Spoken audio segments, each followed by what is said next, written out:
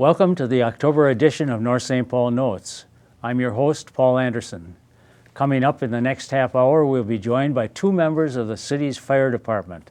Stay tuned, North St. Paul Notes is straight ahead.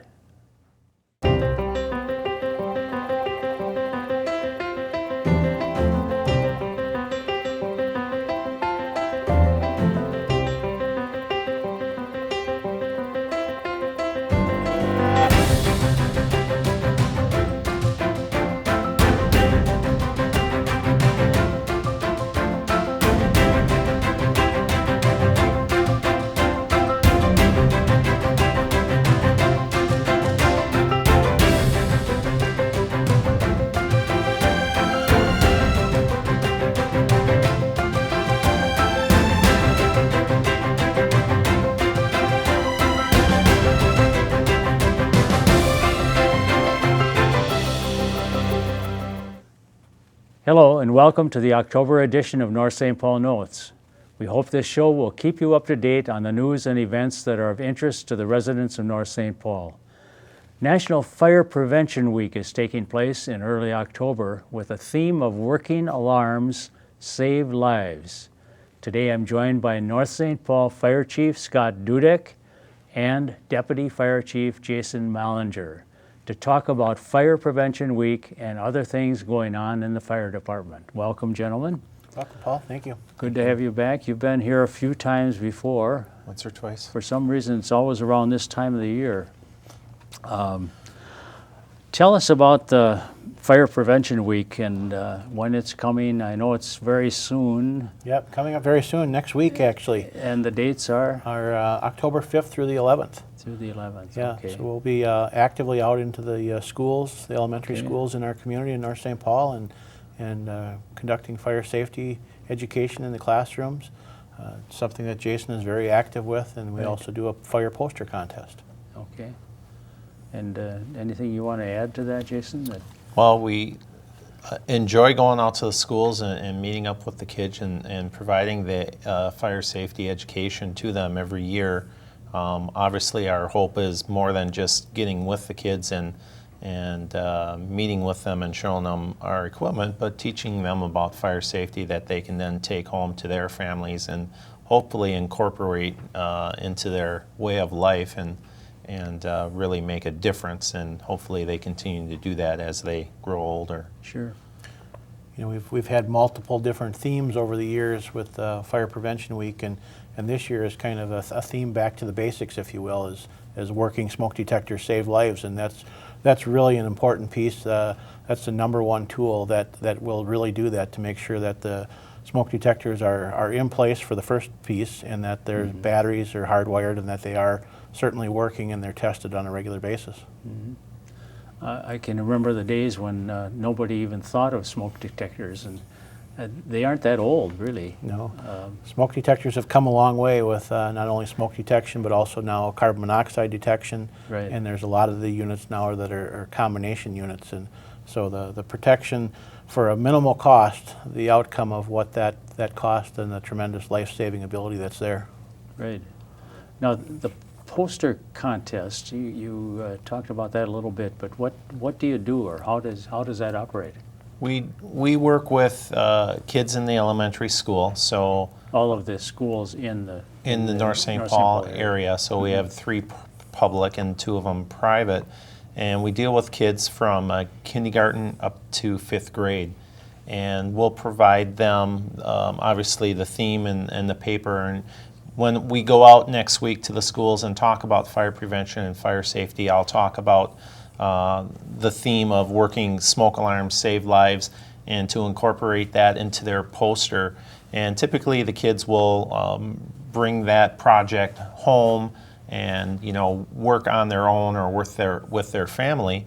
And there's kind of 2 concepts there. I mean, by them working on that, they start to believe in fire prevention and learn and understand it.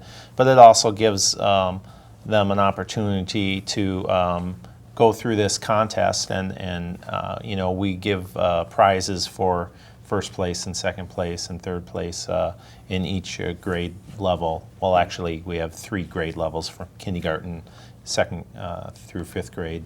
and break it down okay. in 3 different areas. But I know you've had good participation in the past, and we've had great participation in the past. I mean, we literally have hundreds and hundreds of posters to go through.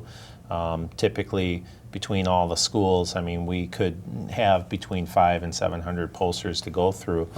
And then that's a challenge. yeah, Yes. and we'll break it down, and we'll get members on our fire department to, basically look them over and make sure that they have the correct theme accordingly, and basically pick our winners, and then we bring our winners to the city council to provide them their prize. I know that's always exciting for the kids to. Yeah, and that will be upcoming if there are viewers that are interested in wanting to see that. We've got that scheduled for November 18th. Okay. That will be presenting those poster contest winners at our city council meeting. Yeah, there was always a certain excitement, and I think there's probably, I can remember when kids used to think, or especially boys in those days, I want to be a fireman someday, because that's pretty exciting, Yeah. riding on that big red truck. And Definitely. And not only have we had great success with the participation with the contest, but then the contest winners that we select here at a local level, we send those on to the state level. So then there's a state judging contest for these,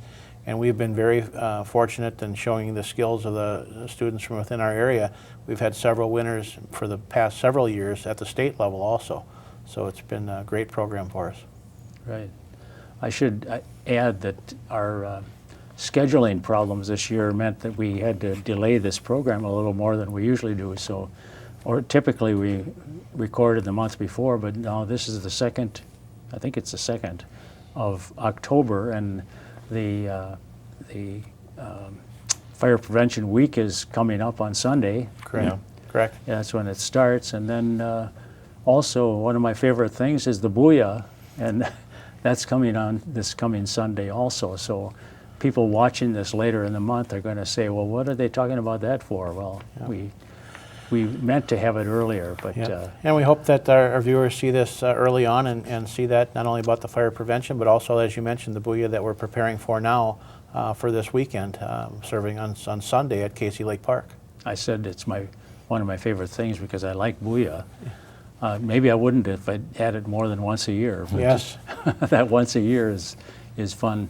I can remember when we used to hold the Booyah back in Central Park, which is later called Cannon Park, and I lived right up on 12th Avenue, right across the street from the park, so I was always hanging around down there when the firemen started cooking Yes. the Booyah. And that tradition has continued. I think you had said it started in 1927. and the recipe came from Bill Weber, Correct. who used to live in what was the original City Hall down on 7th Avenue. And he carried that recipe for many years, and then he passed it on to his son, Buddy, who was also named Bill, I guess, Yeah. but we always knew him as Buddy. He was a classmate of mine in high school. And then Buddy passed it on to, Scott Weber, who is currently on the fire department, is Okay. a captain on our fire department. and that's his son. Right. And so Yes. it's kind of a long tradition, and it's kind of fun to see that happen. Yeah.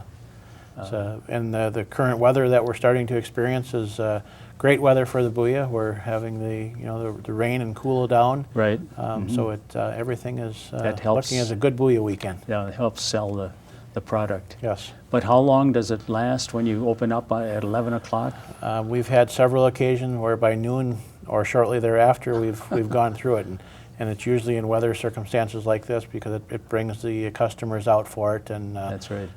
so it goes very well. Yeah, it's always fun to watch that process, and most of the public don't realize what goes into it as far as the work that when does it start and Well, the planning and preparation has been going on for weeks now prior to it, but on Saturday morning at 7 a.m. we'll be down there getting things prepped as far as working on cleaning and cutting vegetables and getting started. So it's going to start Saturday morning at 7 o'clock, and it'll be completed once the last bowl is sold on Sunday, and then we clean up again. Okay, well, that's quite a process, Yes. and that it must be kind of a difficult several hours for some of the guys that are there for a long time. It's a long period of time, and as Jason mentioned, we work basically starting Saturday morning, and we work almost continuously through that period, and all through Sunday night. Cooking and then deboning and putting the product together and having it ready to serve Sunday morning. Right. Some people bring big pots to fill up and Very large. to freeze. We have pots and 5-gallon pails, and Is that right? we welcome them all. Yeah, I'm sure you do. Well, we got away from fire prevention here for a minute, but it's kind of fun talking about the Booyah because that's one of my long-term memories that, or part of a memory that stays with me. Not all of the memories stay. So, other events that are happening for fire prevention that you can mention. Well, our primary focus is in the schools this upcoming week. That's where we spend all of our time in those areas, and then with the poster contest during that time. But we'll also be following that up with fire safety and fire drills and fire education as other units in the community ask for it or as we can deliver. We've got some of our other buildings, Oak Hill condominiums and places like that who have inquired about it, so we'll be trying to fill those needs as we can also. I was just going to say we just completed a couple of tours at the station of one of the Lionsgate Academy that has students in town that moved into town recently, and age group of 18 to 21-year-olds, and bringing those kids to our station and talking about fire prevention and even the fire department in general and what you need to do to become a firefighter. So there's all year round, not just in October when it's primarily fire prevention. I mean, we do those types of continuing education to other types of schools or groups, Boy Scouts, Girl Scouts, whatever group may ask for any type of help. Jason, I was going to ask you too. You do most of the fire inspections in town, and you and Dustin Kalis left just a Recently, week or so ago, Right. and went to take a different job. But right now you're working alone on that. So are you going to pull Scott in on some of these duties too? Well, right now we're just focusing in on our rental inspections, which we have a lot going on the fire safety standpoint. I mean, that's definitely number one that we want to continue to do and not fall behind. So our focus definitely is along that line. Scott has taken other steps to make sure that I can focus in on that, and we still have the rest of our department to assist in other areas as well. Okay. And what do you see typically as maybe the most common hazards that you face? Unfortunately, the typical things that I see, at least when I go through a lot of these rental properties, are their smoke detectors being taken down or not working properly. So even though it seems like a very basic task of just having a working smoke detector, I definitely see the importance of it. Like Scott stated earlier, something that's so minimal in cost can really protect you so very well. So those types of things obviously are some of the main things that I come across to make sure that the detectors are working, but along the lines of the inspections, I mean, I can be looking at the condition of the property from the inside and the outside and just determining, if there's deterioration in the walls or on the exterior, obviously garbage and debris or electrical issues. I mean, our program really looks at the structure as a whole and making sure that it's intact, not only for the tenants, but the property owners and the neighborhood as well. What about private homes?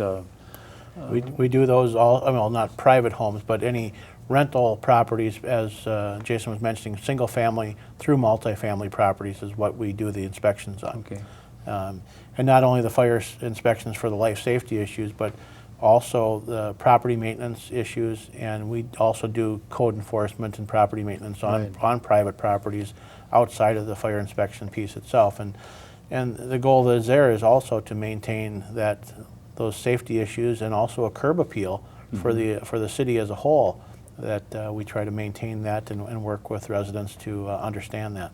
Do you ever have people call and say, can you come and give me some hints on what I could do in my home to make it safer? Does that ever happen? Yeah, sometimes, I mean, we'll have people call and ask, you know, whether they have a question about their detectors, how they work or placement, or general questions on safety. And I'd love to help answer those questions, whether they're coming in to see us at City Hall or just calling us. Definitely, there's no bad question out there when it comes Right. to any type of safety concern. There's kind of maybe four general areas, if you will, that the fire department functions on. As you know, one of the main areas is the emergency responses for fire and medical emergencies, and then we've got the code enforcement piece that I talked about with general property maintenance code for all properties throughout the city, whether they be privately owned or rental properties.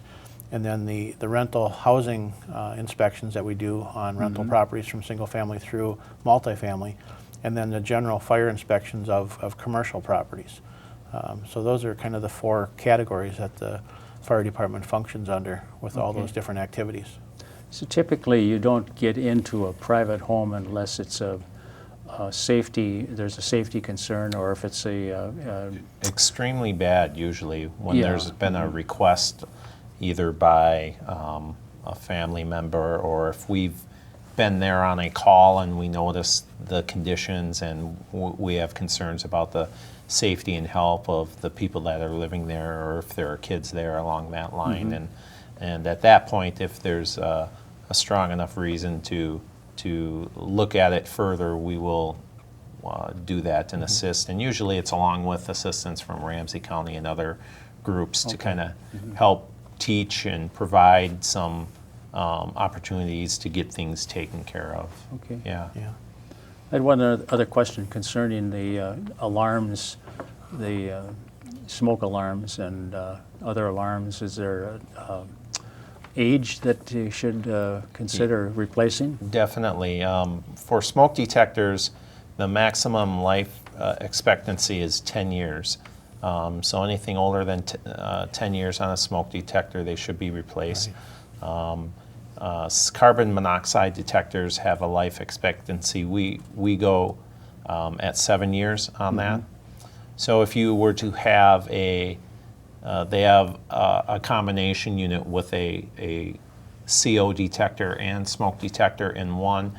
Unfortunately, you have to kind of fall back on the 7-year number to have those replaced. And if your detector is old, or you're not sure the age of it, you know, I always say it's best to just replace it and get a new one, because most of the newer models that have been out for 4 or 5 years or more have a manufacture date on them, whereas previously they didn't have that type of information on them. So. Okay. Yeah.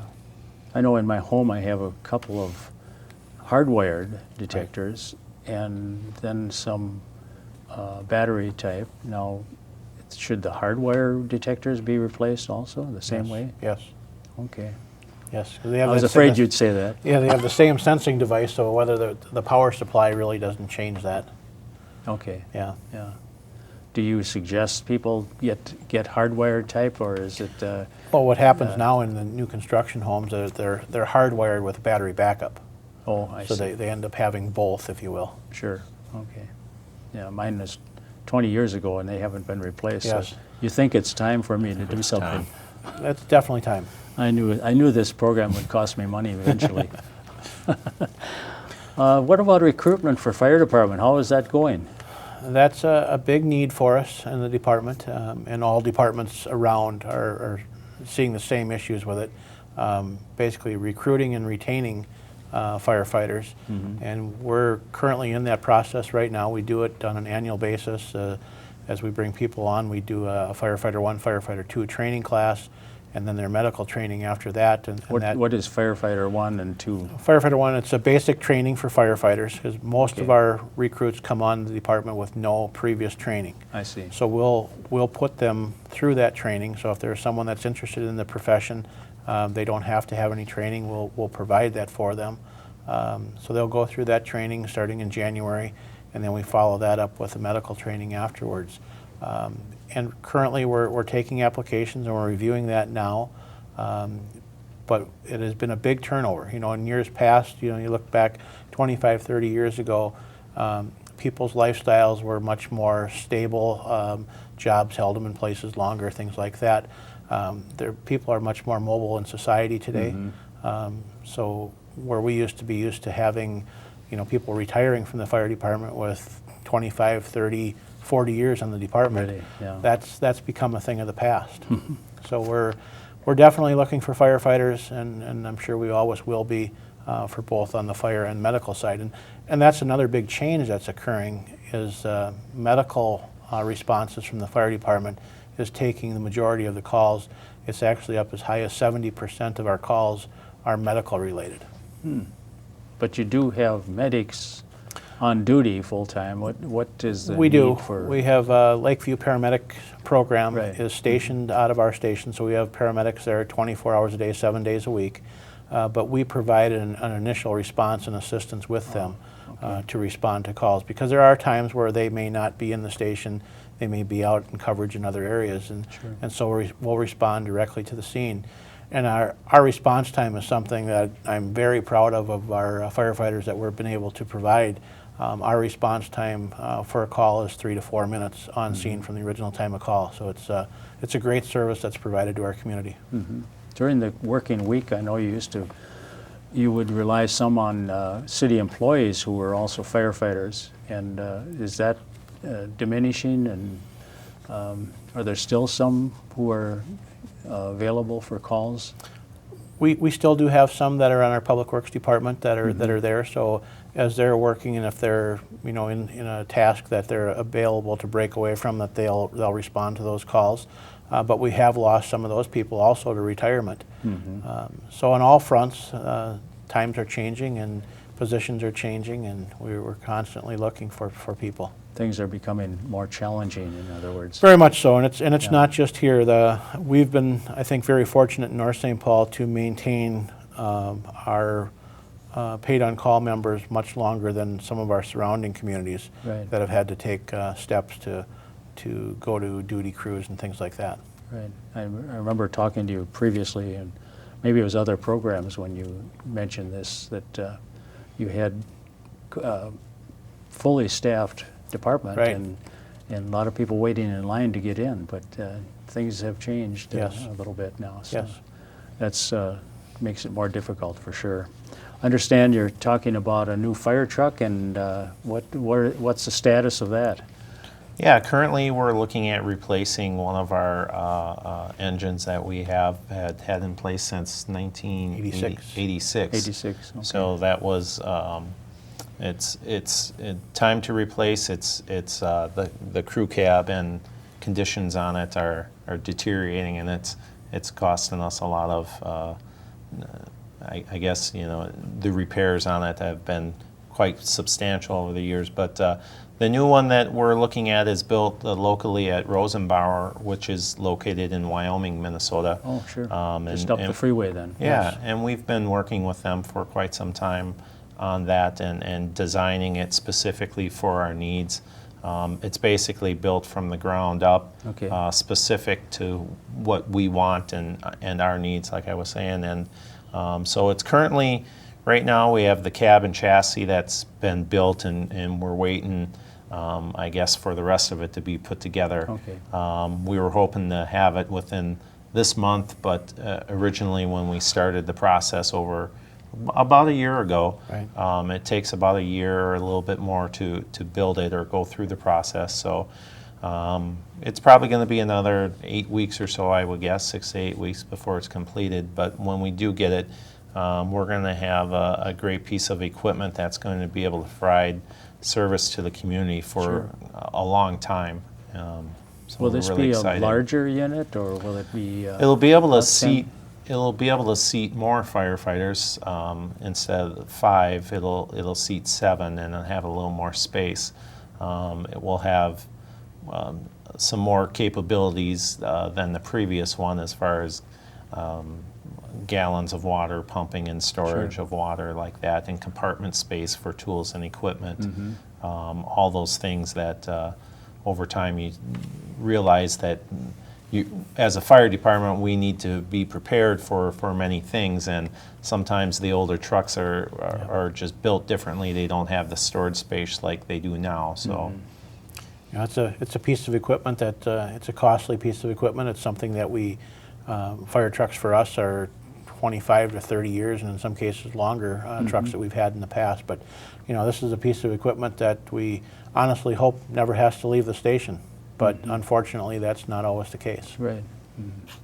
And I can recall the days when in the old city hall, actually the old building where I think that was built around 1920, if I recall correctly, where it just had a bump out for a garage Yes. for the fire department. I don't know if they had any quarters in that building, or the firefighters had any quarters, but it was a pretty tight building. And then later on, they built a newer addition to the city hall, and that was still tight.